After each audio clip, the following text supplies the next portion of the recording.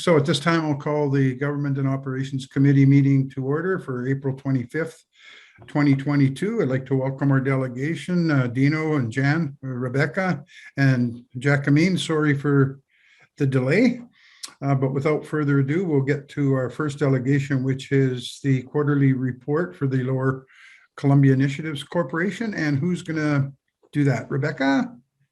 It'll be a combination of the three of us. All right, go for it. Okay, Jacqueline. Michelle, is it okay if I just share my screen with the PowerPoint? Yes, you can.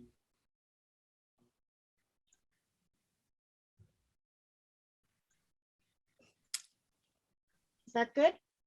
There we go. Yep.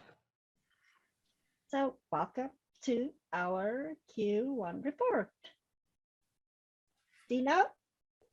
Hey, thank you, everyone. And again, thank you for sparing some time on your agenda for us. Just for something a little bit different, I would like to present to you the LCIC board members.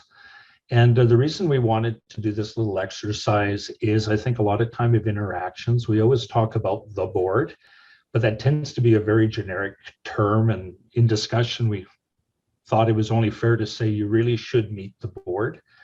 So rather than going through each individual bio, and of course we want to be mindful of the time that is available today, suffice to say that we're really proud of this group of individuals. I mean, they're all experts in their particular field, and they have volunteered their time to the LCIC, of course, to help the community and help us implement the strategies going forward. So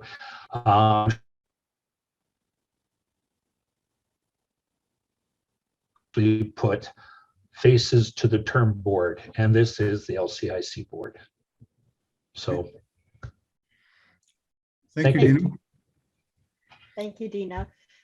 From a director's perspective, from Rebecca and I, we would like to say that our jobs would be way more difficult if we did not have the board members that we had at this point. So from a Medaltech Alley perspective, we have submitted a grant application to the Jobs and Growth Fund on March 18. We are still waiting for feedback from them. The status on the website is that they are still processing and looking at that. Hopefully we will have an answer soon, hopefully before the next presentation to the City of Trail. We are working still with the BCP&P entrepreneurial program, and at this point we're working on 4 great potential candidates. We have one candidate that arrived in Trail about 2-3 weeks ago. His family is coming next weekend, and I will make a point thereof to introduce him to all of you. The others are still in the process. With COVID, the provincial, but especially the federal part of the process takes a bit longer than usual. What we are doing with is we're working on a feasibility study with the Battery Metals Association of Canada. We would like to set up Trail as a battery hub for Western Canada. We already have several of the components of a battery hub already here. So by doing this feasibility study with the Battery Metals Association of Canada, we can see what we still need in order for that dream of us to realize in having that set up in Trail. And it will definitely bring lots of dollars and jobs to the area if we can do that. It has been identified by the Battery Metals Association of Canada that there needs to be a battery hub in Eastern Canada and one in Western Canada. And of course, I just told everybody, it's got to be Trail if it's in the West, because we already have so many components of it already here. Medaltech Alley was mentioned in the federal government's report Turning Point. It's an expert panel on circular economy in Canada drafted by the Council of Canadian Academies. There were only 9 organizations mentioned in this report, and Medaltech Alley was one of them because of all the work that we do in circular economy. Medaltech Alley also won the Global Green Business Award hosted by Acquisition International. After my presentations at the World Circular Economy Forum, somebody, and I still don't know whom, nominated us for this award, and we got it. So that was good. I was also a member of, or I'm still a member of, a ministerial advisory panel on responsible mining markets about circular economy opportunities and challenges. This is a provincial advisory panel that I'm part of, and they are very interested in specifically our battery recycling and our EV battery recycling. We've also been, this is also after the World Circular Economy Forum, we have been shortlisted by a magazine called the Silicon Review as 50 best companies to watch for in 2022.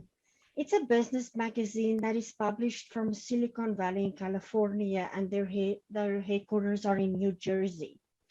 And all of this was because of the presentations at the World Circular Economy Forum. Then I traveled to Banff. Was it last week or the week ago? 2 weeks ago? I can't even remember. And I presented at the Solid Waste Association of North America's conference. I counted the chairs in the room. There were 150 people seated in the room, and they were people standing as well. And it was very nice to see people's faces and getting their feedback while you present. And I had so many questions afterwards of people wanting to talk to me, and most of them said, wow, we didn't even know all of that is going on in Trail. That was really good exposure for the area and for Metal Tech Alley. I was also interviewed by the Canadian Standards Association, or CIA, about EV battery recycling in Canada, what we feel are the shortcomings, what needs to be done. Of course, I told everybody, we need more investment from the federal and provincial government in Trail so that we can expand our capacity here. So they will be doing or writing that in their report, and I will get a copy of the report. And then I've been invited to do an article about Metal Tech Alley for the Kootenay Business Magazine. And also they saw that we were at the World Circular Economy Forum and we won the award, so I decided to do the article. This article is now free publicity for us. And I remember a few years back, we had to pay $5,000 for an article in the Kootenay Business Magazine, which was done for free this time, which is also good exposure for the area, which will hopefully lead to more investment in the area. That's my story for today. So Rebecca, I'm going to hand it over to you. If I may, though, Jack, I mean, if I could Yes. just, maybe if we could just ask if council, if there's any questions of you. Okay. Jack, if you could go back to that previous slide, there may Okay. be. Do any council members have any questions of Jacqueline on some of these initiatives and projects that they have taken on through Metal Tech Alley? If There's not, I have a Lisa. question. I have a question, Councillor Santori. Yeah, go ahead, Lisa. I was just wondering, in the report, March 2022, it said received 100,000 as funding from the Community Economic Recovery and Structured Infrastructure Program, SIRIP, through the Rural Economy Recovery Stream for a Battery Ecosystem Development Plan. So, and there's a couple more. There's Metal Tech Alley, and then under the LCIC, there's a $40,000 grant from SIRIP under connectivity and a $50,000 under land inventory update. So I just want to be clear, are those, so that's $190,000 in grant money. And is that received just in this last quarter, like January to March, or is that historical that's carrying through? It's, so we have got the letter, we have signed the agreement, but we haven't received the money. We're still waiting for the province to do that. So it's still, it will probably then be the next quarter because we still, they've delayed the payment so far. Rebecca, I think you wrote an email on Friday, if I'm not mistaken, following up on that, just to know when we will receive it. So it's not on the books yet, but it should be shortly. So supplemental question. So does that help to pay for your staff wages too? Like, I'm assuming that you're maybe picking a project and then this allows you to explore the project or do the research. So whether it's offset of funding for your office directly or hiring other people to do the research? So there's 3 projects on on that one. The one is the feasibility study that we are doing with the Battery Metals Association of Canada. So for that one, we will have to get an external person to come and do that study for us. So it's not going to be a lot of work out of our office from me basically to manage this, but that person is going to be like an outside contractor to do that study for us, and to tell us what we need to do and what we can do to get it done. And then Rebecca, if you can talk about the other two, that would be great. Yes, so similar in those cases. Like most project grant funding, the restrictions around what the money is used for is fairly stringent. So we will not be using very much money, if any at all, for our operations, overhead, or staff. Most of it does need to be spent on either hiring consultants or other contractors to complete the project work. We will discuss with the RDKB about whether or not we can take a management fee, but the way that this grant is structured is it comes from the province to the regional district, and then they give the money to us. So hence the slight delay in getting the money from the province. Great, thank you. And congratulations on $190,000 in grants upcoming. That's great news. Thank you. Thank Thanks. you. Any other We council will- members? Yeah. If not, I've got a question for you, Jack. I mean, with respect to the battery, EV battery recycling, does that Yes. involve retrofitting existing companies like KC and Retrieve, or is this a totally different process and a new structure and a entirely new company, I guess? It's not, no. It's basically looking at what Retrieve needs, and that's in terms of EV battery recycling. It will be support for Retrieve, what they need, how can we help them, and how to expand their capacity. Because in the next few years, their capacity is going to be huge. At this, and I'm not saying that that does not include another EV battery recycler, because I think there is room in the market for that. We will have to look at the end of the day what the feasibility study says. What do we need and what can we do here? But as I think that the capacity for recycling of EV batteries are going to be so big in the next 5 to 10 years, and even after that, that there will definitely be room for another company to come and do it here as well. And there won't even be competition for Retrieve. There's just going to be too much to do. Okay, thank you. Okay, if there's no other questions from any other council members, Rebecca, were you next? Yes, thank you. Awesome, go ahead. Okay, so a quick update from the LCIC side. So I'm very happy to let you know that we've just completed our industrial and commercial land inventory database for the Lower Columbia. This is a big achievement. The last update was over 10 years ago. So I'm really happy to have an up-to-date database, and we worked with Selkirk College to complete this, and I want to take a moment to thank Trail City staff for their assistance for our student to complete this project. That was really important in terms of data gathering. So we will not be releasing the database to the public because there are data agreements in place which restrict the use of the particular types of data to our office. However, our next phase will include a interactive online map, which will be integrated probably with the Metaltech Alley web map.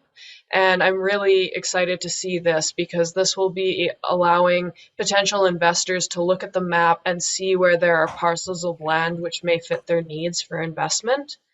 And continuing on to that, thanks to the provincial funding, we will also do a land development strategy for the Lower Columbia, which will look, I hope, at some creative solutions for the fact that we do not have large parcels or very many large parcels of serviced industrial land. I would like to say, though, if anyone on council is interested in learning more about the database or if I can show you how it works, please feel free to get in touch with our office and set up a time, and I'd be happy to show you in more detail. We've completed our supply chain resiliency research, so that finished up in January, and we got some really good data from the trail area and the wider West Kootenay region, as well as part of the boundary, which showed the different supply chain issues that companies are facing. And we've implemented 3 follow-up activities which are currently in progress. Our consultants are working with KC Recycling on looking at their supply chain specifically around logistics. And we are working with Selkirk College. We've just started talking to them about introducing an entrepreneurship course, which would be available to students who aren't in the business program. Currently, they just have an entrepreneurship course, which is available to business administration students, but there's nothing for other students to experiment with and learn about entrepreneurship. This comes out of a clear need from our research around particularly trades companies to start up in the region, but also just generally trying to encourage entrepreneurship in youth in our region. And then the third follow-up activity is looking at how we can integrate technology with companies and carriers in the region to facilitate better logistics. So this will hopefully allow companies to communicate their shipping needs more efficiently, as well as let shipping companies or carriers sort of bid on jobs for carrying goods in and out of the region, as well as within the region. There is, of course, shipping available, but it tends to be fairly expensive and limited at this point in time. So we're hoping that technology may be a useful solution in this space. On the connectivity front, the LCIC was working with a local company, and they were interested in becoming an internet service provider on the Trail broadband network. And I'm happy to say that the Columbia Basin Broadband Corporation has been in touch with them, and they've been working towards getting this set up. So they'll hopefully be a new ISP for the Trail broadband network this year. And in March, we published our 2021 annual report, so that's available on our website. And we are also proceeding with the Juanita Crossing advocacy project. So I am just in the process of putting together an RFP for our assessment. And thank you to the city for providing the letter of support for that. And that's my report. So if there's any questions, I can take them now. Any questions from council? Lisa, go ahead. I don't have a question, but Rebecca, I just want to congratulate you for doing a presentation at the AKBLG on economic development this weekend. It was really nice to see you there, and I think it says a lot about our program that we're being recognized across the Kootenay boundary and designated to have a speaker there. So thank you very much and good job. Thanks. I was really happy to be there. Any other questions from council? Not hearing any. Rebecca, what does the RFP entail under the Juanita Crossing advocacy? So that is going to request or look for proposals for an assessment that looks specifically at the costs and benefits of the Juanita Crossing for the Lower Columbia. So this will be a comparative assessment. We want to look at what are the costs and benefits of the current Juanita Crossing with the single lane bridge, which has certain limitations, especially around opportunity cost for the economic growth of the region. What's being prevented, like what could be realized if we had a better low-level crossing, but also then doing an assessment of, okay, so what's the costs around upgrading the border crossing and bridge, which would obviously be very significant, but then also looking at the accumulated benefits over the lifespan of a new bridge. So what could be realized in this region that would be beneficial in terms of economics, in terms of the environment, and in terms of community safety if we had a low-level crossing, and comparing that to the cost of upgrading the bridge. Does that answer the question? Yeah, it does. I'm just a bit, I'm not concerned, but in terms of the scope that you're going to undertake, what involvement is the province going to have on this? And same with the US side. I mean, I was directly involved with this back in 2001. And, you know, studies were done by both sides of the government. I don't know what the updates have been since then. I'm just concerned whether or not the scope in which you're going to undertake is going to tell you what you is going to respond to what it is you're looking for. That's all. Yeah, I did give that some thought, and I have read the 2005 study. Yeah. That one, I mean, it took a little bit of a different approach because it was looking at the 3 different potential routes for improvements, of course. So that was quite a broad impact study. But I realized, like, what hasn't been done specifically before is looking at the costs and particularly the benefits for the Lower Columbia, which I think is a missing piece of the puzzle. And the 2005 study, as far as I could tell, I mean, it sort of addressed these things broadly, but not in a very focused way. So I'm really interested in what are the impacts that are going to happen for our region if that bridge was potentially updated. And then we did recently get support from MLA Conroy on pursuing this assessment. She stated that she was interested in seeing the outcome of it, which I figured is a fairly positive response from the provincial side. Yeah, I'm not too concerned about the provincial side. It's just that it gets pretty dicey on the other side of the border because you're dealing with 3 different levels of government. You're looking at state, county, and federal, and it gets quite complex. So I just want to, caution you in terms of the scope, in terms of what you intend to get out of this and the outcome. But, and obviously encourage the LCIC to pursue this. And I'm sure we'll find that there are significant advantages in having that lower highway route as opposed to what exists today. Just be prepared for south of the border. It gets pretty complex. Okay, thank you. Okay. Any other questions? If Councillor not, Santori, I have a question actually. oh, okay, I can't see you. Sorry, Colleen. Go ahead. Hi, Rebecca. It was good to see you this weekend in Nelson. I also was able to go in and out of your presentation as I was next door in the other room. But, I had a question about the connectivity part of it. I'm just kind of wondering how that is going to work, along the border. Because, I don't know if the connectivity problem is on our side or on the other side. I'm just kind of wondering how that is going to play out. Have you done any work towards that yet? And yeah, I think that's going to be kind of, sorry, just to clarify, do you mean connectivity in terms of the internet service provision? Yeah. Okay. Well, as far as I'm aware, it isn't really impacted by the US side of things. The network that is available here is a Canadian asset.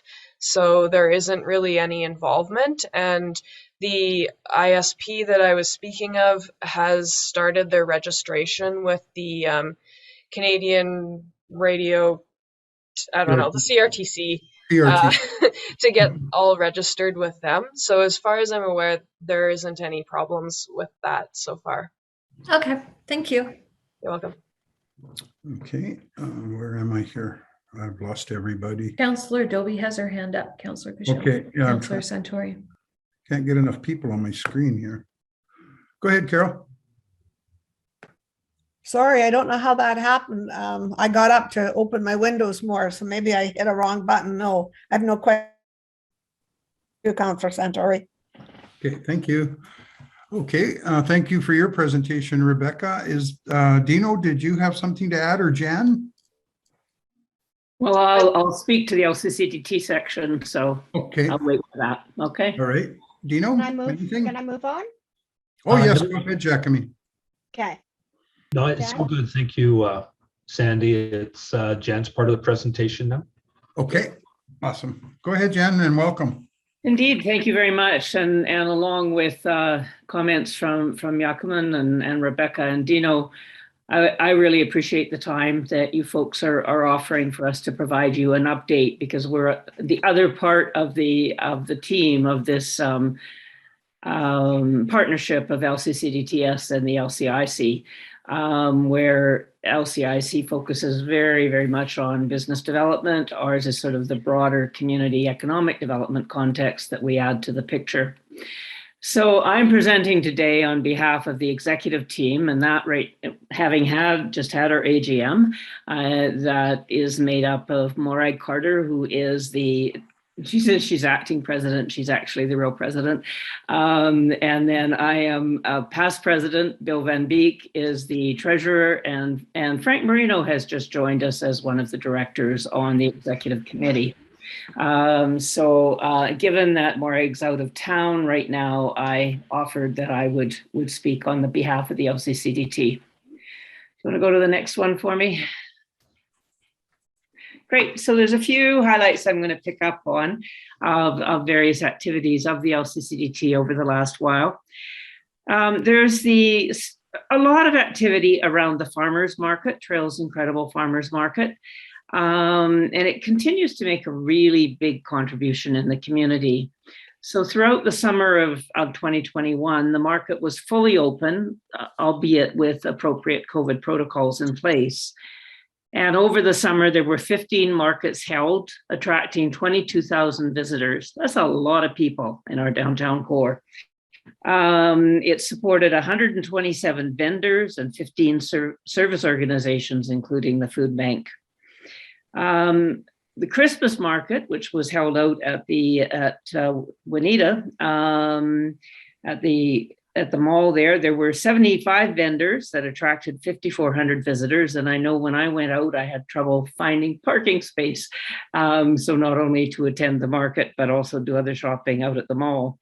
And I understand the Easter market was even bigger. It supported 56 bake and grow vendors and attracted about 4,700, it was slightly smaller, 4,700 visitors. So very successful in terms of drawing activity, not only to the mall, but for the people who couldn't find parking. We heard stories about them going downtown to shop. So everybody wins in this kind of a model. Another one that I want to draw attention to is the Health and Hospital Committee. It's working really closely with the Kootenay Boundary Division of Family Practice, focused on developing a network of community health centers in the Lower Columbia region. And you only need to listen to the radio. To CBC Today at noon, they were talking very heavily about the crisis in primary care in many communities in the province. And this is now a committee that's really proactively looking at what a solution could be for the Lower Columbia region. Participating in the process are health practitioners in the region, and that includes 3 family practitioners, a nurse practitioner, an Indigenous representative, community representative, members of the Health and Hospital Committee, and a representative of IH. And we've got some people with some pretty healthy experience working on that committee, very, very knowledgeable about the realities of healthcare in our community. The working group has formed 3 committees, including a governance and a finance committee. And they are looking at actually developing a nonprofit society to oversee the Lower Columbia Community Health Center network. And they're finalizing terms of reference in a budget. And KB Division is helping a lot with this process. There's an engagement committee developing a vision document, and they plan more stakeholder engagement. I know they have come to speak to each of the councils in the region. And then they're also working on a service delivery committee.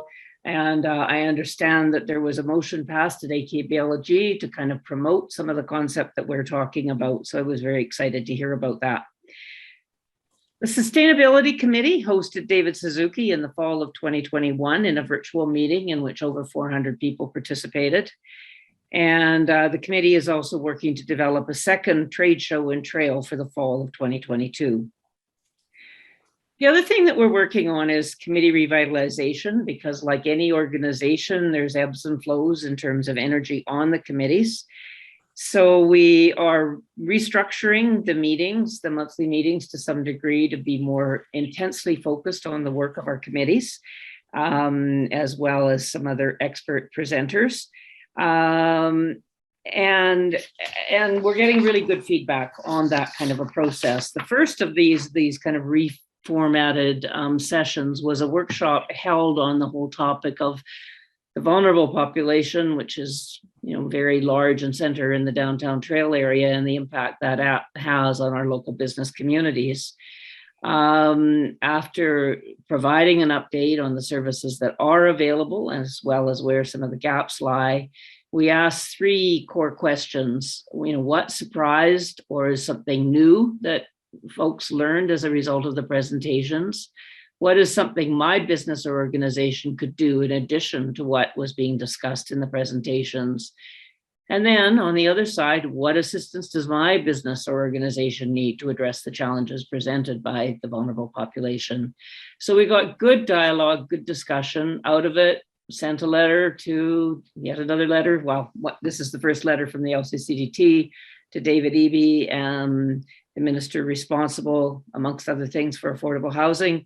And I have had a response back, and we continue to hope that there will be some other solutions. I have to say, organizations in the trail area are working really well together.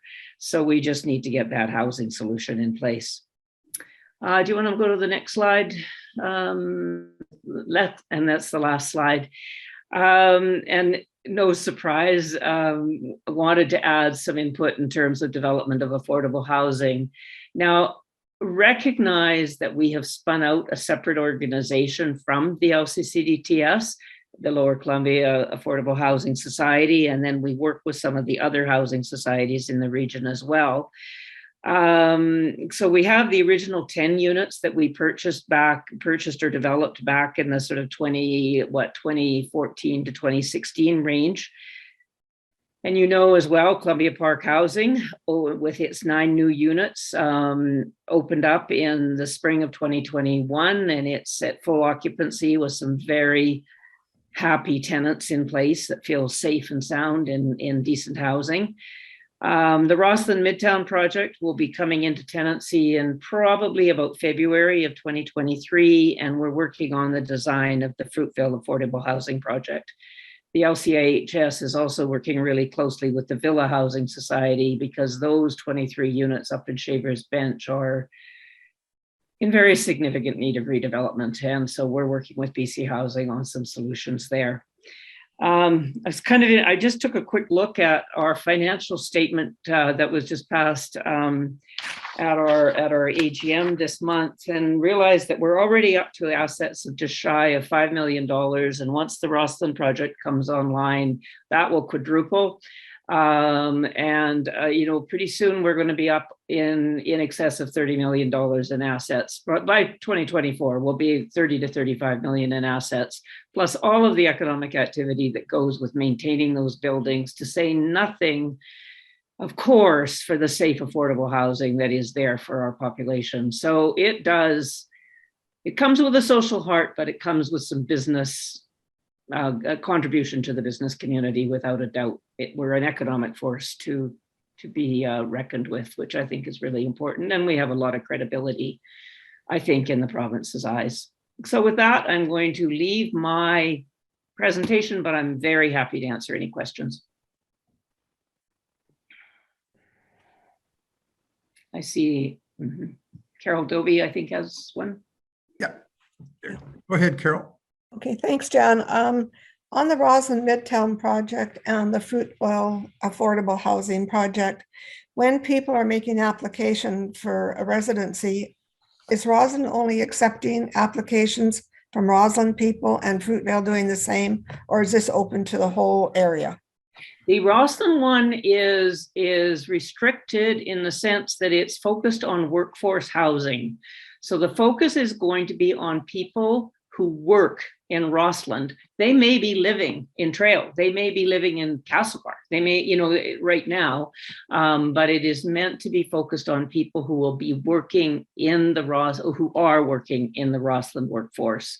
Probably a few seniors from the who have recently retired from the Rossland workforce may also be included. So it is restricted because of the funding, you know, that the model we put forward to the funders.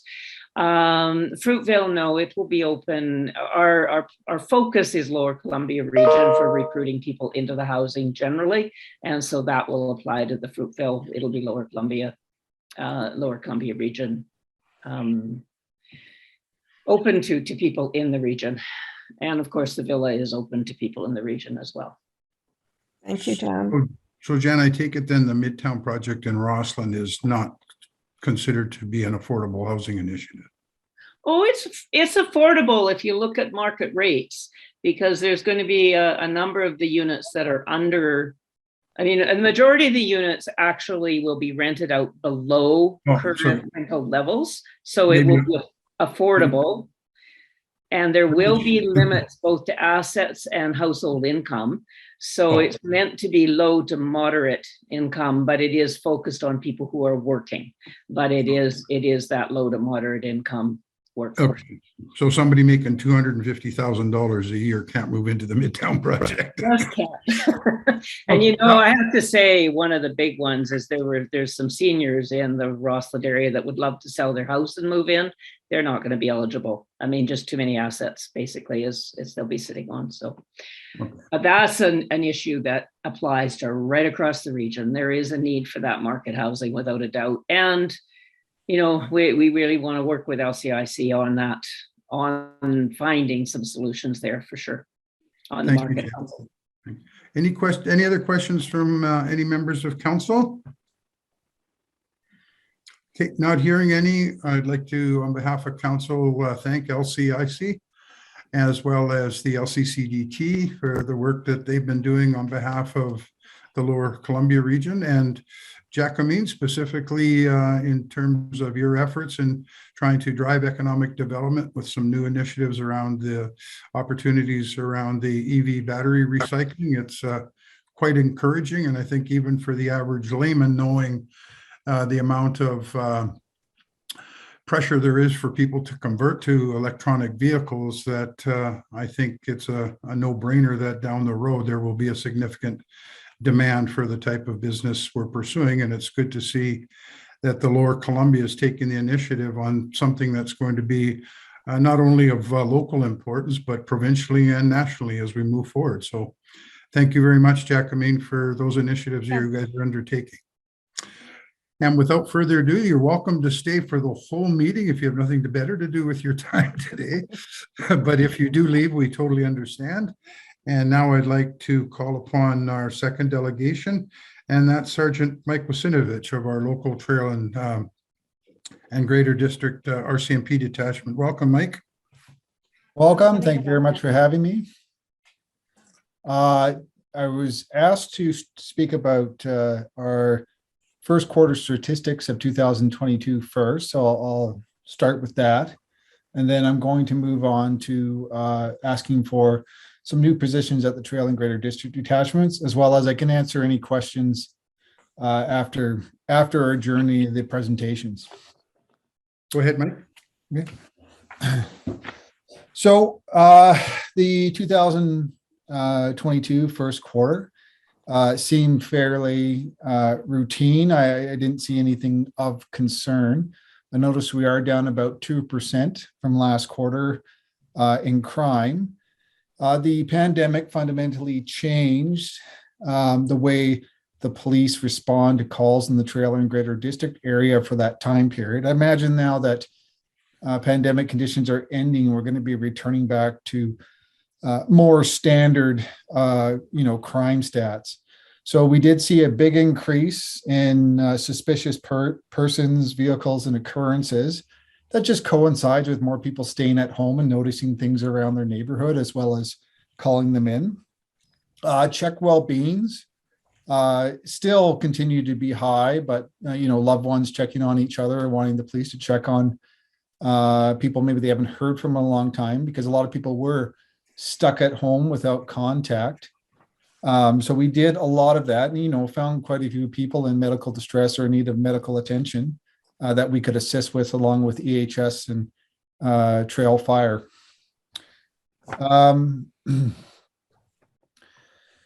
The mental health calls remain high. We did have a meeting with the Trail Hospital.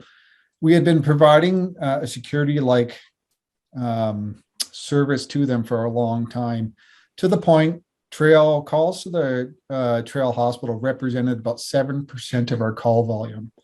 So officers would attend, assist with people within the hospital in the daily pavilion that may be presenting aggressive or assaultive behavior towards staff, as well as sitting in the ER monitoring prisoners or patients that may be aggressive that required medical attention.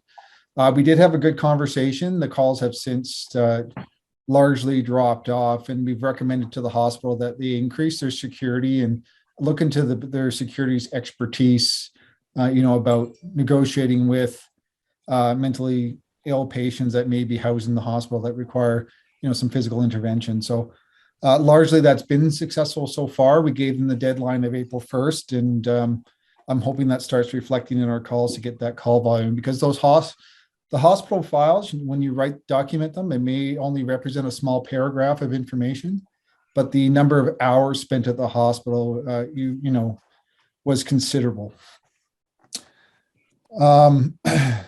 Assaults were up, but assaults seem to kind of come and flow with the seasons. And I tend to look at those year over year to see if there's any concerning increase. So I think at this time we're still okay. Sexual offenses remained about the same. We did have a very interesting situation where there was a student protest at the local superintendent's office, and students, both male and female, raised some concerns about some issues in the community. We did follow up with quite a few, but we didn't see a noticeable increase in the amount of sexual offenses reported and investigated.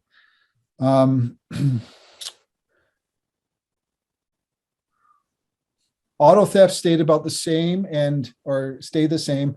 The interesting thing with auto thefts that given modern vehicles technology, it's pretty much impossible to steal the vehicle without the keys. So what we're finding is that vehicles are being stolen with the keys of the owners, either left in the vehicle or nearby the vehicle in an easily discovered location. So we're just encouraging people to take more precautions with their keys, and that should help us prevent more auto thefts, but it's still happening. People still have an attitude, it's a small town, and they can leave their cars unlocked and items in their car and their keys available, and it won't get stolen. And unfortunately, criminals keep proving them wrong. So I'm putting out a public warning this week after a couple was stealing from cars and stealing cars this weekend. So I'm hoping that more people jump on board. And now I do get a lot more reports of thieves attempting to enter cars rather than entering cars. So people are getting the message. And I think overall, we have to be more mindful, and because it's 2021 and this stuff occurs everywhere. Theft from motor vehicles were on the rise, but I think overall they're down from previous.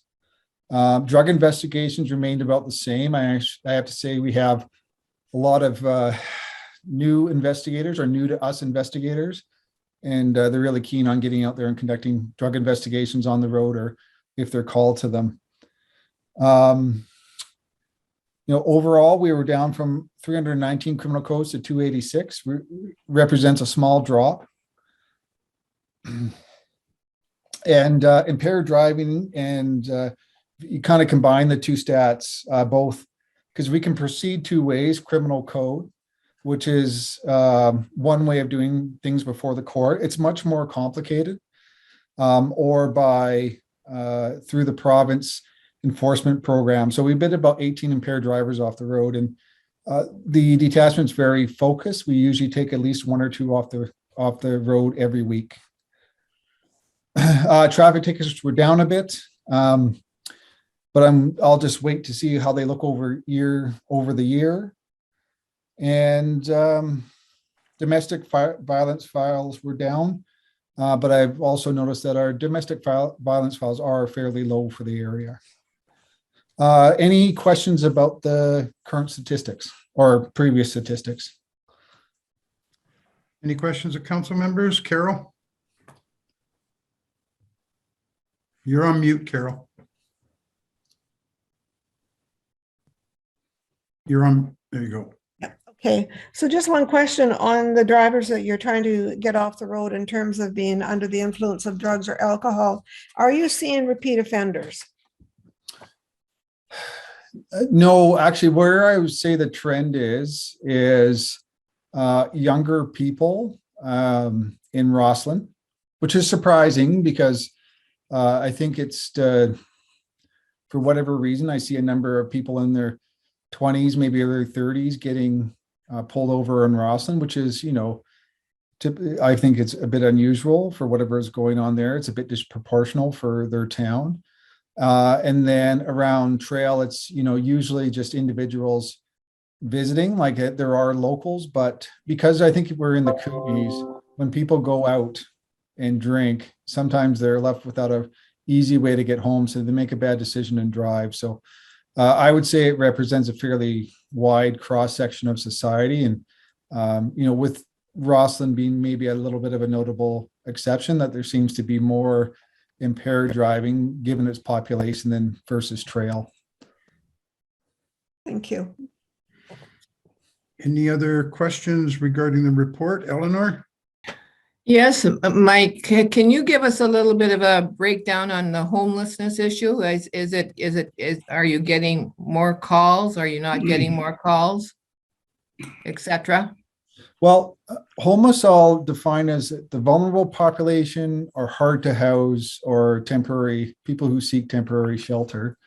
Yes, we get dozens of calls. Last year's statistics, there's a bit of a review component that I have to complete every year. So I go back and look at our last year and we call it rescoring. So maybe something was a cause disturbance initially, but then you go review the file and realize, no, this was an assault.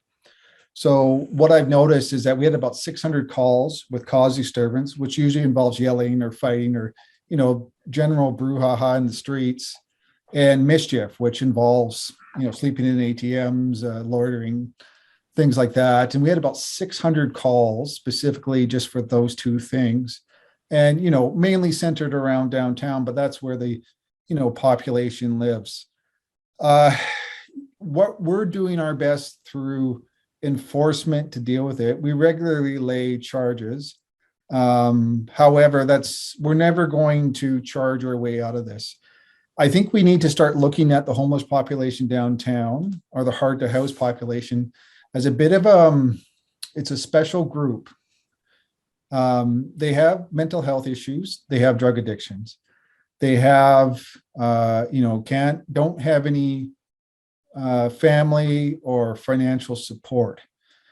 The reason I call for extra support for them is that, somebody in society has to support them.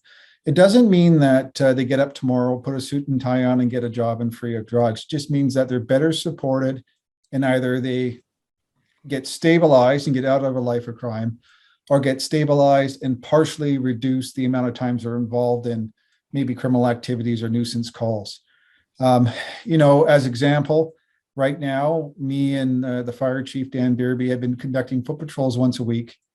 And we go down to a spot on provincial land. One person has camped out there and created about 100-meter debris field by, 20 meters along the river.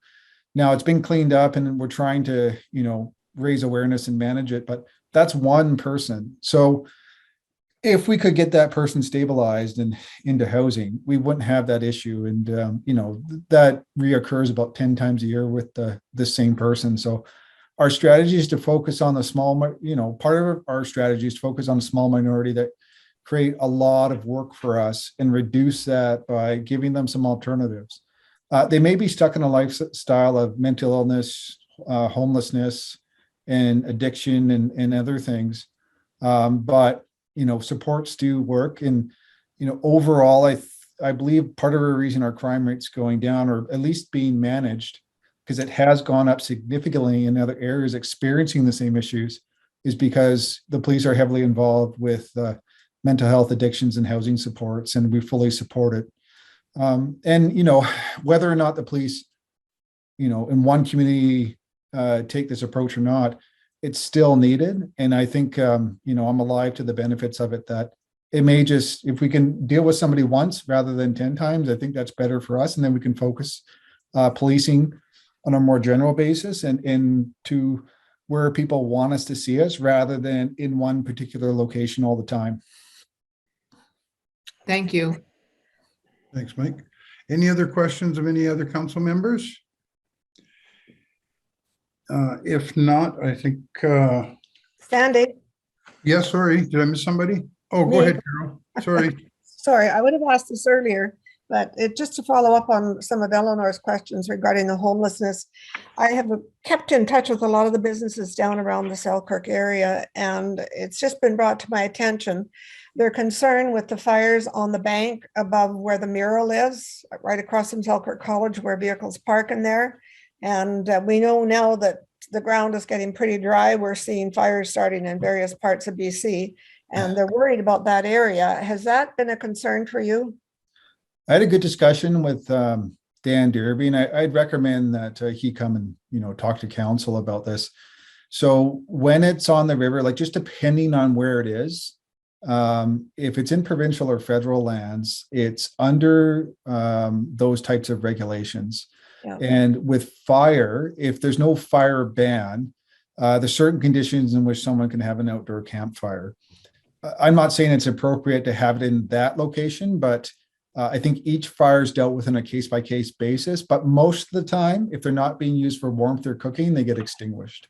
I imagine as the temperatures go up and the fire risk goes up, there won't be any fires. But currently, right now, I think it's been okay, even though we've had some fire activity out in Juanita that was very undesirable. But we think we know who that is, and since then it's stopped. So there is a ban on fires within the city of Trail. Yes. You're aware of that. Okay. So the other issue that was brought to my attention was, I guess one businessman had an issue with one of the homeless individuals, and it was on private property, and there was a retaliatory result. Was that brought to your attention? I would need to know because that's the conflict with the downtown homeless population is foremost on my mind. It's a regular occurrence, whether it's people feeling uncomfortable or unsafe or an actual act. We take it all very seriously. If there's a criminal act, we will charge criminally, but it depends on the circumstances, but we are very sympathetic and encourage everybody to report and follow up on, so we can follow up on it. So to add to that, there's seems to be the idea that Selkirk College is going to cancel their Selkirk private security as of the end of April, I believe it is. So presently they have security in the mornings when the students are coming into class, and then they have it again in the late afternoon and into the evening. Many times when I've been down, I've seen them there at midnight and after. So if that gets canceled, is there going to be any more increase to checks from the RCMP in that area? The Selkirk building has done a lot of really good things to provide security for their own buildings. All doors are locked now and carefully controlled, as well as they've increased security fencing that's proven very effective. Yep. And the city of Trail has provided some service for security that monitors that. We actually don't get a lot of calls to Selkirk College. It's more in other areas because it's fairly well protected. Plus they have cameras too. When we do get a call, we do make it a priority. Whether or not they have private security there, that's their choice. However, if they find someone loitering around the building or doing something inappropriate, we'd be more than willing to attend. And because the shelter location's right across from Selkirk College, it's a bit of a mixed blessing, but they do see our cruisers there multiple times a day. Okay. Thank you. Any other questions? If not, I think it'd be appropriate then to move on to the protective services budget. And I don't know, Mike, if you wanted to speak to it, or if you want council to, I know Councillor Kashoni had some questions around the budget. And how do you want to handle this, Mike? Sounds good. I will speak to the budget at first. Obviously, I monitor it. Okay. We have had a number of officers off sick long-term. The downside is it does affect our ability to police and accomplish a lot of the, proactive and requested work like patrols, increased monitoring, drug files, and a few other things like that. But it does save the city money. So this year we negotiated our first pay contract through our union with Treasury Board. That amount of money is, paid in retro since 2016 about.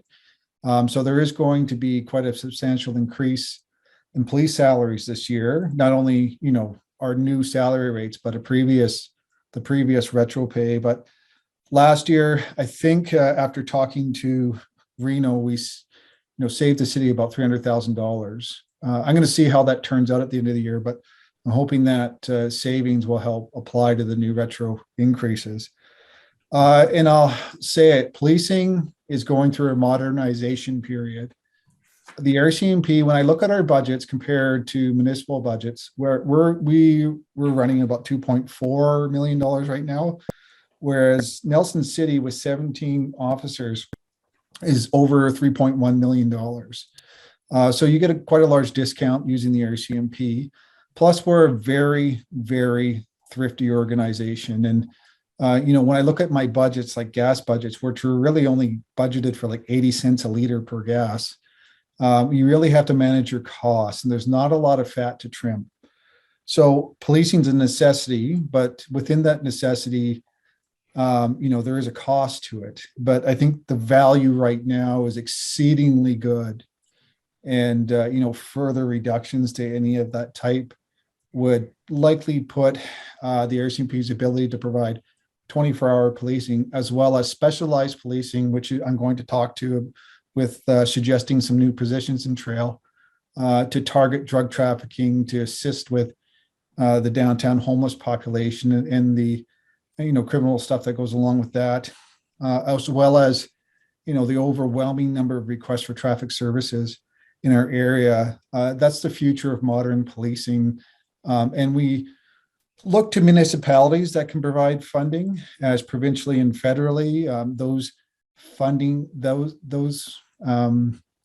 budget lines are handled very carefully, and there's greater needs through the province for certain types of specialized functions rather than in trail. So I think our budget, in my opinion, has been very low for years. And we talk a lot about internally about the true cost of policing, which is much higher than what it is now. And, as far as modernization and encouraging police officers to join our outfit, that's been a huge challenge as well. And that's not just us, that's every police force in North America. That recruiting has been very tough because it's a very tough job that typically relied on young people who are very stoic, willing to endure a lot of hardship. That might not be quite as appealing as a tech job nowadays. So we'd like to keep our force vibrant and, to be able to respond to requests and target crime. And I can speak to the crime reductions units project after Mr. Kashoni or Councillor Kashoni's questions about how crew benefited this trail and greater district area by getting our #1 drug target in jail. So feel free to ask questions. Thank you, Mike. So members of council, did you want any comment on the budget? Go ahead, Robert. Well, I guess, Mike, I'm concerned about the cost. I'm looking at the crime reduction unit, which is costing us about $400,000 a year, but it doesn't seem to be, or at least I haven't seen any reports on it for a long time, and whether it's operational or not. My understanding was that it wasn't operational. So first of all, is it operational or has it been operational through 2021? No, it hasn't been operational for probably about a year or so. But this, you don't pay those salaries when it's not staffed. We are looking forward to, my top priority is to get it restaffed. So we're sitting about 11 officers right now who can do the full duties. I think we're getting 2 more back very soon. And once we hit about 12 officers, we can provide 24/7 policing coverage through general duty with proper backup and start staffing our plainclothes units again. So unfortunately, we're caught in this cycle. And I'm hoping with our future negotiations with our union and treasury board that there's going to be a limitation on the amount of time we can spend off sick. That's been our biggest issue and more forefront issue in my mind about how long can an officer take time off before basically they're told to come back to work or it's time to go. And that seems to be never ending in a federal government. So what I'm hoping is that we are working very hard, especially with my staff sergeant out of Nelson in the Southeast District. I've been told we are the #1 priority in BC to get our office restaffed and move on officers that, maybe have been off for a long time or need a change in scenery to restart their careers and get back to work. And I predict some success coming forward shortly, as well as, a future dynamic of sick leave being limited or a proper sick leave system where we don't suffer from years of officers being off. So the need is still there. I love real policing. I love putting bad guys in jail. I love having operations and projects. And I think that we have a bright future of that with the right amount of officers, as well as the right resources and expertise in place, because policing is becoming very complicated. And you just can't hand somebody who works 24 hours a day, running around on the street, solving everyone's problem. You can't hand them a major project or a major task and ask them to do that as well, because it doesn't work like that anymore. It's just too difficult because the law requires us to be experts in everything now if we're going to proceed with any type of specialty policing like long-term drug investigations. Well, I guess my last question is it possible to have Reno, given the actuals from 2021, which is 1.351 million, is it possible for Reno to move off his 92%, which is the budget number he presented to us, down to somewhere around 75%? Well, I think the issue is going to be, you're going to see less police officers out on the street than you see now. And that the public, that's not what the public's telling me. The public's telling me they want increased enforcement, and that does come with the cost to taxpayers. But if I can provide them with 22 officers to work 24 hours a day, 7 days a week, that includes management, as well as our 2 crime reduction members to target crime and a GIS person, I can provide them with the basic minimum services that I think they need right now. We don't get centralized units, especially units coming out here to do big projects. When you're a little tiny town and trail and you have a drug problem and there's, one guy in charge of it, you want to target that guy while you're competing against big time gang members in other areas. You're never just going to see those resources and money and time and energy come here. We have the local knowledge and expertise, and that requires an investment. If we crime reduction from January to March 2020 conducted ePreppy, which is the name of our operation that targeted our JJ Schubert, who was convicted of possession for the purpose of trafficking on December 29, 2021. They had to obtain a tracking warrant, which is a very complicated legal document, as well as undergo days and months of surveillance in order to put a case together to present it to court. Initially we had about 6 accused and conducted warrants on 4 houses, and required like the coordination of 30 or 40 officers on arrest day, as well as reams of paperwork and file management after the investigation to take down one person. When it went to court, we experienced some challenges. So policing's not easy. And, it's not just you go arrest the bad guy and he goes to jail. You have to do everything so carefully and according to the law, especially when you start applying for the ability to track people's cars or tap people's phones. It's not like on TV. It's incredibly complicated. So when we have officers here willing to put all that work into it, it's equivalent to, the trail building a new bridge. It's equivalent to building a new library. It's that much time and energy with budgets and deadlines and time restraints and a whole bunch of other things people don't realize. When it finally gets to court, sometimes things fall apart because of the stupidest things. But we have a very hard time predicting that as the police. In this case, the real challenge was the officers collected some information from a phone that was in the possession of a gentleman that we believe to be a drug trafficker. And then someone else claimed that phone was them and we breached their rights. So we were in danger of losing the case. So we made some compromises, but we did get our number one target put in jail. But for us, that was 3 months of operations, followed up with 2 years of court time and disclosure. We just can't do that if we're going to reduce our police forces. Now, if the community wants to save money versus policing, that's a choice I think that needs to be given to them. But that's in total contradiction to what I've been told. They want to see increased police presence, as well as a number of functions on a daily basis in a connection with their police. So when they come to us and say, why aren't you handling the drug dealers in the alley? Why aren't you kicking that drug house up in West Trail? Why aren't you dealing with the dial-a-dope operation with the gentleman going around town selling everybody drugs? It's because we don't have the people in place. So if we preserve crew and add to it, we can get quite a bit done, and you'd be very happy to see the results out of it, because I have the people to do it. I just need the organization and the funding to do it. Colleen? So your answer is then no, you can't really see reducing that, even though the actual was quite low last year, probably around 80%. You can't really see reducing that particular budget item number this year. What I would say, I don't complain.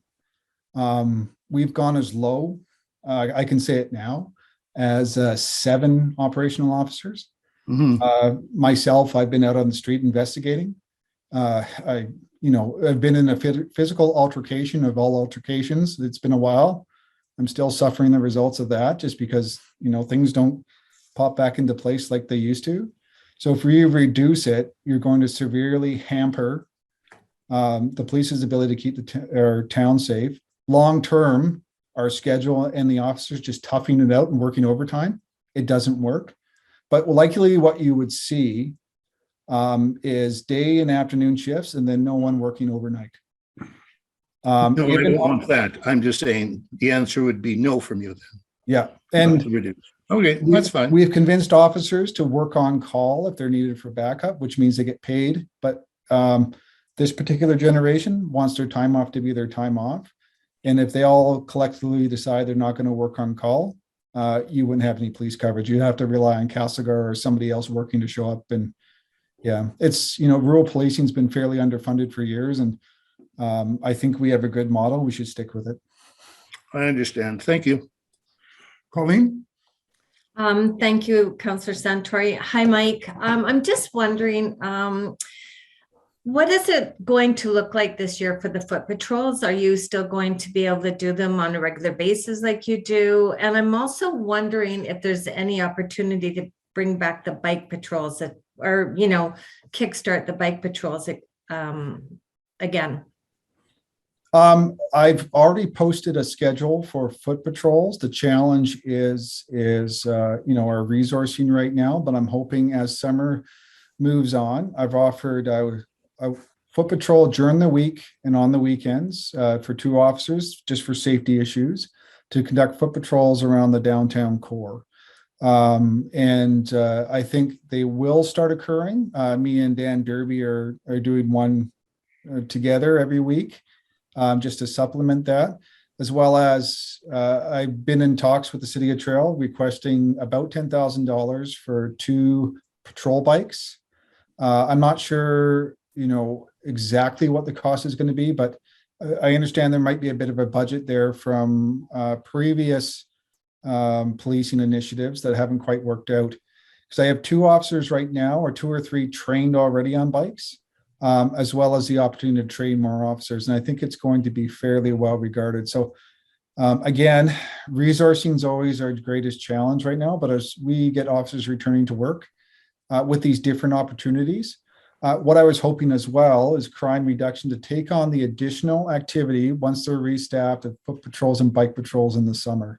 So I'd be asking them for June, July, and August to be conducting a certain number of bike and foot patrols at no extra cost to the city. So I'd like to see that. So just one more short question, please. How effective do you think the e-bikes would be, Mike? Very effective. We have some amazing mountain bikers that can power up a hill, and we have some other officers that are probably going to need some assisting when they drive around town, but they still want to participate. And, it's nice to give someone an e-bike so they can get into it. And then over time, they'll get in better shape, but definitely e-bikes are the way to go. As well as if there's an emergency situation, sometimes bikes with their e-power can actually get there faster with cars due to due to their proximity and ability to take shortcuts. Thanks, Mike. Okay, are there any other questions of council? Lisa, go ahead. I just want to ask Mike, have you talked about all the extra positions that you were going to talk about? Because I'm ready to move approval for the protective services budget. All right, I haven't talked about them, but should I do that now? I suppose. So I'm going to suggest that we add 3 new municipal policing positions to the Trail and Greater District Detachment. Now, be mindful that it's still a 70-30 split. So 30% of that would be covered by the federal government. We don't really have an opportunity to bring provincial or federal resources in right now because of the demand for everywhere is so high. The first position I would suggest is a community liaison officer. So this would be a full-time police officer in uniform with full duties who conducted a number of community policing initiatives, including organizing downtown foot patrols and bike patrol, perhaps getting trained on the bike patrol course so they could teach it locally, be a liaison with all mental health and addiction services, as well as housing on the housing committees, community safety task force with the hospital that could launch community programs and do events like bike rodeos, and be a real force within the community to do what I've been doing a lot of and would like some assistance with. Like I will always participate in that kind of stuff, but I'd like to see an officer take this on and start also applying for funding and getting volunteer groups going if we need them in order to bolster our police, including perhaps an auxiliary program if it comes back one day to manage all these different things. And I made a list of about a dozen things I'm talking to one of my officers about just to see what they thought. So this position obviously would be brand new. It would be supplemental, likely a daytime position. They could connect with the business community plus all other groups and present at council. I believe with every position like crew that we present stats and reports back to council about what they're doing. So you're getting good value for your money. So that would be the very first position I would like to consider. And then if, mayor and council decide that this is an appropriate action to take and fund this, I think it shows the community that you're taking their community concerns seriously, because the downtown core with the homeless populations is our number one issue. And I can't go anywhere without talking to anybody without that topic coming up. And this could be a person who help coordinates that, maybe makes it better or works with the city, as well as, if they're down there, maybe there's less of a need to have security patrols. So that would be the first position I think is the, number one. The second position I would suggest is adding a second general investigation section member. So crime reduction focuses on community hotspots, foot patrols, bike patrols, drug trafficking, where GIS does much more serious work. And I'd like to give opportunities to my officers within my detachment to develop some plainclothes experience. And usually with plainclothes officers, you get your bang for your buck. So if you fund it, they do very detailed work and can work on long-term projects, including the drug trade or frauds or, a rising trend in trail, unfortunately, like everywhere else, is internet or child internet porn. We could do a lot of great work with a team of 2 GIS members and 2 crew members who could partner up. Now, the GIS members, I'd like for them to be more experienced officers who have, a positive experience, because no matter what the RCMP, the way we work is we have new officers come in, we have other officers leave. And a lot of them takes great experience with them. But if we have a general investigative section here, as well as crime reductions, we can get those officers to stick around, apply and focus on our biggest criminal issues, and start seeing some great results, like our project in 2020 that put our #1 drug dealer away. The last position, I would say municipal traffic. Our #1 complaint, though, normally it's the lowest impact on crime in the area, is municipal traffic. We have a really great provincial traffic unit. They work hard, but they mainly stick to highways. If we want consistent traffic deterrence to slow down and change behavior, we need an officer that does it every single day and gets out to our school zones, but also, can do traffic related services as well and assist other units and sections when needed. But traffic relies off a consistent presence and deterrence, basically a fear. And I'm sure people here remember Joe Stockmansky. I think he's personally responsible for 1 million tickets and slowing down everybody within 2 towns over because of, how he took an initiative and just focused on traffic. And I'd like to see that again. I did try to get him back as a reservist, but it just didn't work out. So I'm looking to have a position funded for a full-time municipal traffic member so we can focus on getting our roads safe, as well as this person coordinating counterattack, impaired driving, and becoming an expert in impaired driving. The one thing that we don't have locally is drug recognition expert. So we are finding more people on drugs driving cars, and there's not a quick roadside breath test for that. We rely on drug recognition experts to perform serious tests to determine what types of substance they are on, and then getting their blood analyzed after reading a blood demand. So I think that would be prudent to have that in the area. And the way I see it with these 3 new positions, the ability to be effective locally, target every level of crime and concern that's given to me right now, and grow the detachment in an appropriate manner with the appropriate amount of resources, will protect us into the future and keep our community safe. We'll be a modern police force with enough resources to address almost all the concerns I'm aware of. And we haven't had a significant or any increase in policing since crime reduction. And other than crime reduction, I don't think there's ever been any policing resources added to the area. And what we've noticed internally within the RCMP is how we designate the number of officers per area is based on the old system, where it seems to be there's a greater need for policing and local judgments needed more about deciding how to address those. And it's, in my opinion, time to invest in the police detachment and add these extra resources. If I may, Mike, if council were to proceed with some of your recommendations, this is just off the cuff question.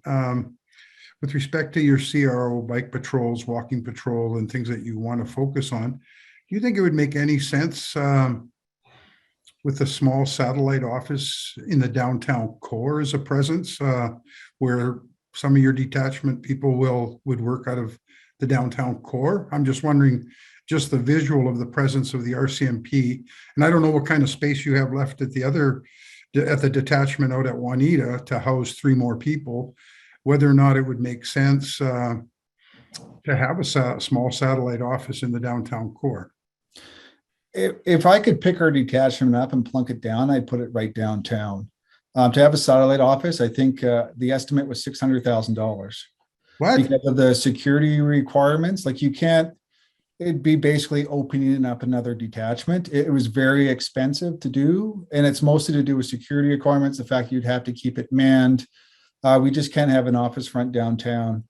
I think it's better to work out of our office and then spend that money getting our guys downtown to do actual enforcement rather than having an office down there. It's been batted about, but it's really expensive, and I'd rather spend the money elsewhere.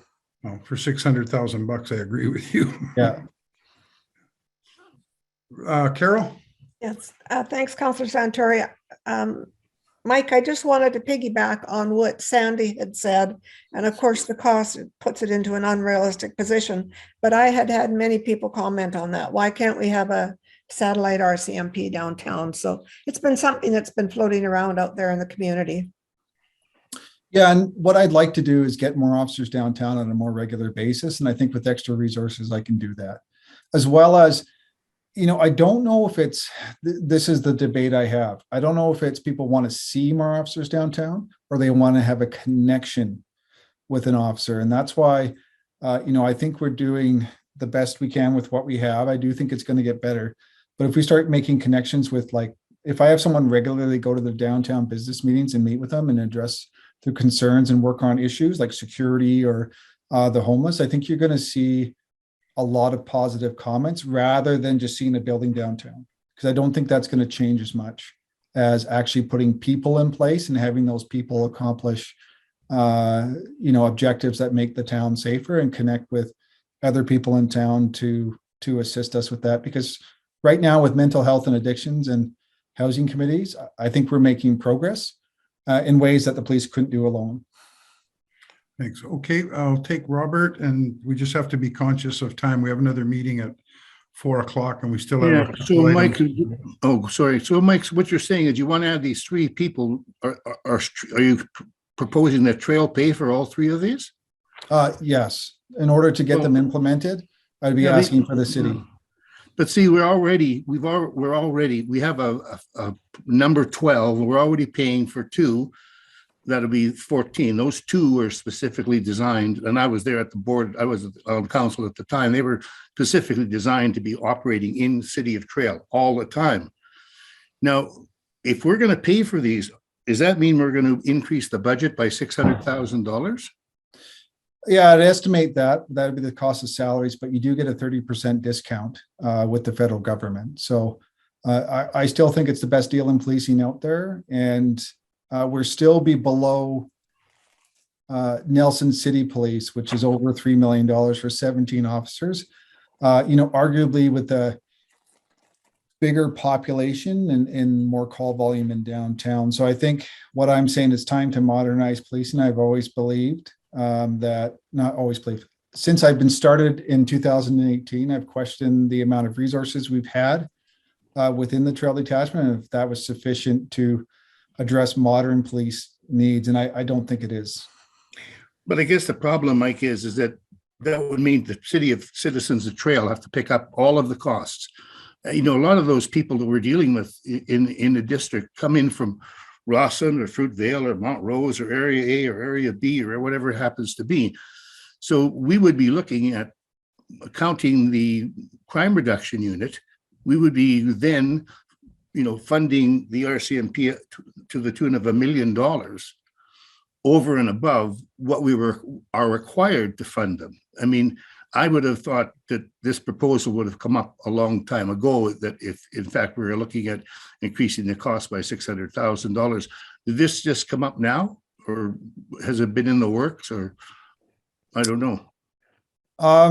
So I took over in 2018. I looked at the need and what people are requesting. I've thought about this for 4 years now, and this is my proposal. And I'll, be more than happy to sit down and write out job descriptions of how I think it's going to work overall. But I think these have been needed for a long time. As I gain experience as a detachment commander, I come into these things saying, I'm just going to go ask and see what happens. There's been a number of changes within the trail detachment. We've gone from being amalgamated. So we used to operate under one commissioned officer in Nelson, and now we're operating independently again. And these are the types of things that are handed back to me. So that's happened within the last year. And, this is what I've come up with, because I'm trying to be very careful about what I present and make sure that it's reasonable and what I think we need. And these are the things that are being asked for. And I'm sure people would like to read headlines about drug dealers going down and serious crime being investigated and the connections with the community liaison officer, as well as traffic being maintained and under control. So, I think it's worth a serious look. That's the city for, to decide whether or not they want to fund this. But I think it would make us a modern police force, and probably a police force of our size that was really cutting edge over other forces in the same type of population. I believe, Colleen, you're next. Okay, thank you. So Mike, I just had a question on recruitment, because I know it has been a problem in the past, and you have the numbers for the officers, and not very often you've been up to the numbers. Do you have people in mind already that will take these positions, or do you have to post out for them, or? So part of the issue I have is, some people who've, reached a certain point in their career and they may not be returning to work, managing those people. And, there's some pretty good strategies in place. I'm hoping that we can get our numbers back up to a reasonable level. I do have very talented people in my office that I'm looking to retain through opportunity like this. And I think if we give them the opportunity and the way we're going to structure the opportunity, not only will you see officers stay here and take on the opportunities and perform well, you'll see other people who want to come here, given the opportunity. So I get people who come here for lifestyle, but I also get people who want to be on general investigation or crime reduction. And if we add to this with other opportunities, I think you're going to see trail become a real spot to be sought out. So I'm trying to honestly make us competitive with other detachments by providing good opportunity. Okay, just sorry, I have one more question. So you're looking for 3 positions. Of those 3 positions, which one would be most important to you? The community liaison officer. I think that would be the best value for everybody, and they would be able to address a lot of issues, if not directly, indirectly. Yeah, I agree. Okay, thank you. Lisa? Okay, so I'll be good news and bad news. So I am absolutely in support of the police, and I am not in support of defunding our police in any way. But I've been around this table for 7 years, and we've been trying to get foot patrols, on a weekly basis. We've been trying to get bike patrols, and we've seen CRU come and go. And I'm struggling with a request for 3 more when we can't even keep our basic complement up. I'm also struggling with the fact that the city should be responsible for this. For me, it seems like another example of downloading in some way, because I would think that the traffic, when I sit around with other mayors and we have other meetings as a collective group, there's traffic needs in every municipality. So I'm not quite sure how they just stay within the city limits. That aside, 3 members is 610,000. 70% of that is 427,000, which equates to probably a 3% increase in taxation over what we already have slated. And I just don't see that as being realistic for people coming out of COVID. I think that it is a burden for our taxpayers. I would love to see the police. We're, I guess, a quarter of the way into the year right now. I would love to see the police get up to where they need to be by the end of the year, so we have the consistent complement and can prove to this council and to this city and the taxpayers that they can be a complement in the city, they can do their job, we can see impact. And we have an election in October, and the next council coming in can make a decision if they want to spend another $600,000 on policing. So I don't know what anyone else feels about this, but I'm willing to move the budget as advanced for us at $2.613830 million, which is significant as it is, and keep the discussions going with Sergeant Wasenowicz on need. And hopefully we'll see our complement increase and continue to be above 11 for the rest of the year. And then we can get into serious conversations about enhancing our police force. I'll second that motion. Just a question though, Mike, with respect to the Yes, collective.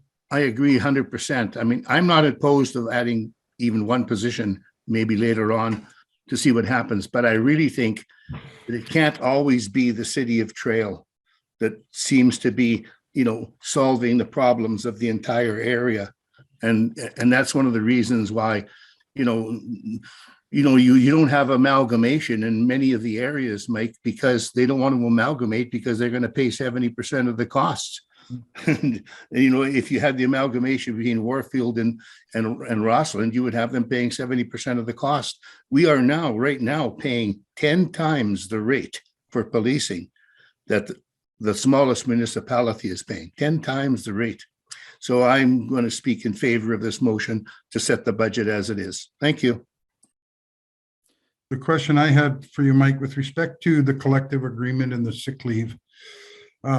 Well, ever since even prior to your time, there's always been discussion about renegotiating this. And it would appear, and correct me if I'm wrong, that the federal government has made absolutely no headway whatsoever with the RCMP in terms of either eliminating or restructuring that sick leave. It just seems to be a persistent issue I'm not blaming you, from 2018 when you came on board, 2019, 2020, 2021, and 2022 doesn't look any better. So I just don't have any confidence in that is going to be remedied to the point where we are going to see a full-time complement there 90% or 92% of the time. So I kind of share the same concerns as the mayor and Councillor Kashoni does. And although we're going to increase the complement, if that sick leave continues consistently going forward, you're still not going to be able to carry out those projects that you have deemed to be vital and to be state-of-the-art policing. We wouldn't be able to accomplish that if we can't have the people's feet on the ground. No, I'd be foolish to sit here and deny that. I do look forward. 2023 is going to be maybe our pivotal year to deal with long-term sick leave. The union may be in negotiations to come up with some better parameters about how long that can last in order to reduce the impacts on especially small rural detachments. I want to give this council a framework of where I think our policing should go. In order to get 3 positions funded, I never, don't expect that to happen right away.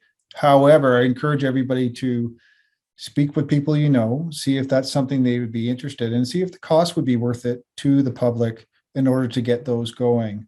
As we go forward and as we see more positive signs of our detachment returning to a normal function and the normal amount of officers, it's something I'd be very interested in still pursuing. And, I'm going to speak to this again. And in the meantime, I'm going to sit down with my officers and really develop what we think this should work, how this should work. And maybe there's an opportunity to, find some better efficiencies or approach the province, or at least let the province know that we're interested in at least having one officer, provincially being added here. The reason I come to the City of Trail is that I think you could fund it if all the proper things fell in place and that you would see a direct benefit.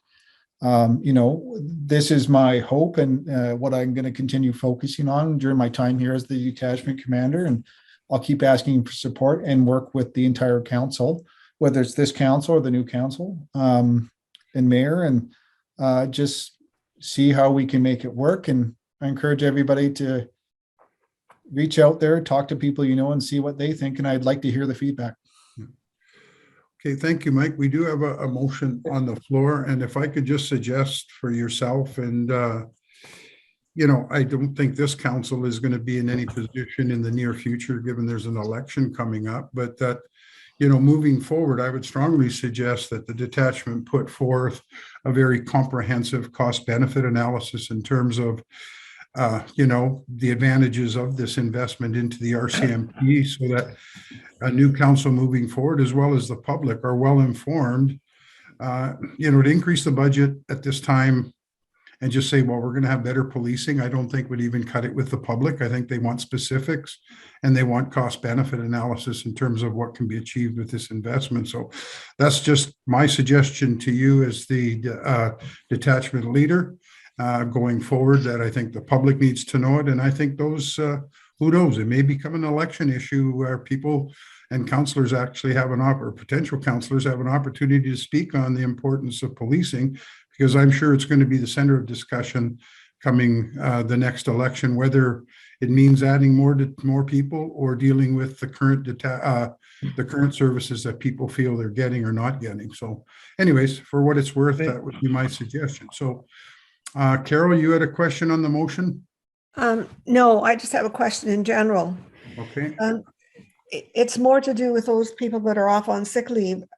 What kind of management tool do they come under? They just remain under you, or do they go under a disability management umbrella? So there's two different categories. One is people who are on restricted duty. So it means they still show up to work and do police work, but maybe they can't do the whole job profile. They're currently sent before our chief medical officer, who does a review, and that officer determines whether or not they can remain in the community under their current job profile. And, because we're a small detachment, like if we were Surrey, we could accommodate a lot of different medical profiles, but because we're 24 hours, 7 days a week policing, we can't accommodate any. So the officers will, make a choice whether or not to stay here and get back to full duties or take a position somewhere else. And, that's going to happen within the next year.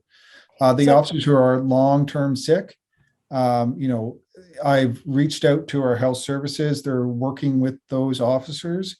And we're trying to see, people who have been off for a significant period of time, trying to figure out what their medical profile is going to be. If they can't return to work here, we're going to be asking them, to look for another position somewhere that can accommodate their needs.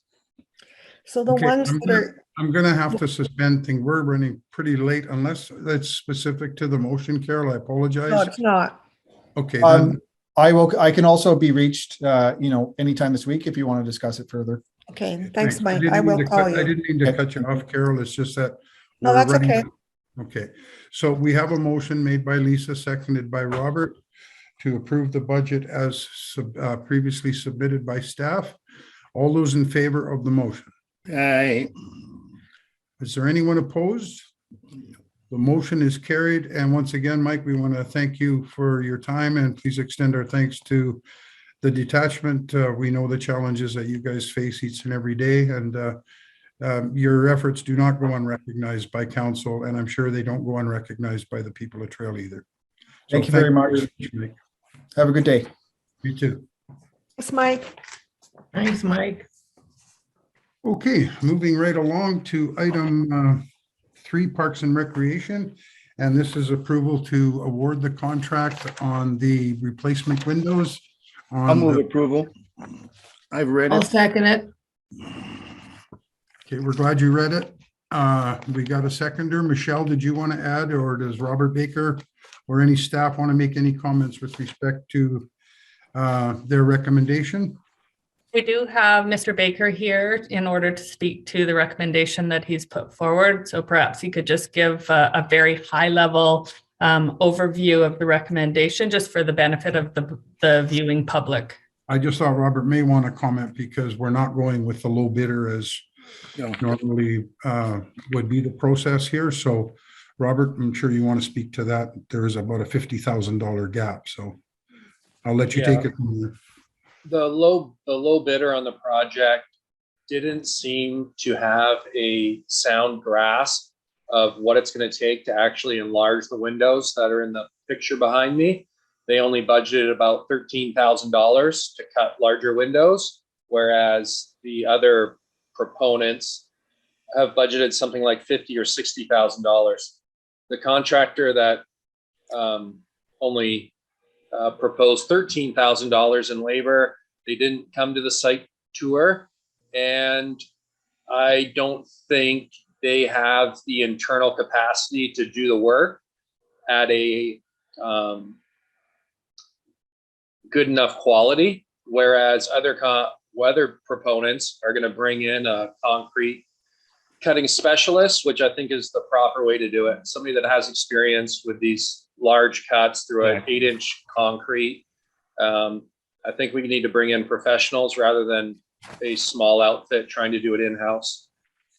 And because in this case, Hilltech provided the most detail with respect to the type of window that they would recommend, they're really the only proponent that I can recommend awarding it to, because I can see what the performance characteristics of their window is, whereas the second highest bidder wasn't able to provide that information. So I really can't even consider it when I don't know what the characteristics of the windows are they're proposing. So the only one that made sense to me turns out to be the highest bidder, Hilltech. Are there any questions? Nope. I just want to make one comment, Robert, only because I've experienced this before on council. As long as we can demonstrate quite comfortably that the low bidder is not qualified to do the work. I remember when we let out the job at the arena to do an electrical upgrade, I think there was about a $3,000 difference between our local bidder and a firm out of Winnipeg. I remember at the time I was mayor, I had a letter from that bidder out of Winnipeg within 24 hours with a lawsuit in mind. And we ended up having to hire that company because we couldn't demonstrate that they didn't have the ability. So as long as staff is extremely comfortable and that Stoic Industries accepts it, then I can live with it, but just as a caution. Yeah, duly noted. Okay. So are there any other questions of Robert? If not, what are the feelings of council on proceeding as recommended with Hilltech? Moved by Councillor Kashoni, seconded by Councillor Payson. I think it's already been moved and seconded, hasn't it? Yeah. Yeah. Sorry, it happened so quick, I missed it. So who moved it? I believe it was Councillor Robert, Kashoni, and seconded by, Councillor Gattafoni Robinson. okay, all those in favor of the motion? Against? The motion is carried. Thank you. And the renewable energy planning commitment. 4.1, and Chris, were you going to speak to this? Yes. So this is a follow-up to the March 14th presentation provided by Montana Burgess of the Eco Society. So it's a recommendation to move forward with a trail-specific plan to move to 100% renewable energy by the year 2050. So moved. I'll second it. Any discussion? I just have some questions with respect to this, and don't get me wrong, I'm totally in support of it, but I would suspect that the process that we're going to undertake before a plan is to have some cost estimates as to what it will entail with respect to retrofitting possibly the Memorial Center, the Aquatic Center, Field House, our fleets, etc. Because to make a commitment over a 30-year period without knowing what the financial impact is, personally, I think this should be, and I know they're going community to community, and again, I don't oppose the initiative, but I think this has to be a national program. I think it has to be clear from the federal and provincial governments that there will be assistance to communities. There may already be grants out there for communities that want to go to total to initiate this plan, but I haven't seen it, and I believe that I think it's imperative that that is part of the exercise. I'm assuming it is, Chris, that cost will be associated to the retrofits that may be required in order to achieve what we're committing to for 2050. Yeah, so over the next year, all of that information will be provided or, gathered and provided to the public and to council. Okay, thank you very much. No other questions. It's been moved and seconded. All those in favor of the motion? Opposed? The motion is carried. Thanks very much, Chris. And Thank we'll you. move on to grants and aid. Can I have a motion to receive the report on grants dated April 4th? So moved. Moved by Robert, seconded by Paul Butler. All those in favor? Opposed? The motion is carried. We also have a request from the Kidney Foundation for a donation of $500. And what is council's pleasure? So I would move 125 as per past years. Our policy indicates if it's a provincial or national organization, then we're at 25% of the ask. So hence 125 is the amount that aligns with policy. I'll second it.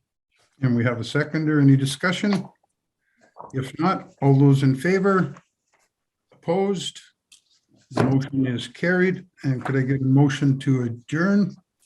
I'll make that motion. Okay, it's been moved.